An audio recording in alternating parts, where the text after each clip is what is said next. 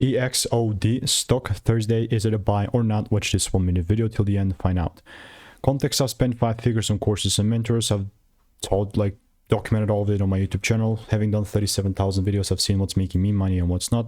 And generally speaking, looking at Oxidus movement stock, I see the price kind of melting down. Although I'm not gonna look to take things up randomly here. It was still a possibility, but since we started breaking structure, I'm not saying it's over forever, but what I'm saying is, for me to be bullish, I must see breaks above 48 bucks. Can we generally do it? We'll see. That's why I will not assume, and I will also react. So it all depends whether the price starts breaking the highs at 48 or the lows beneath 26, right? So that's how EXOD is going to look like for me. This is by no means financial advice.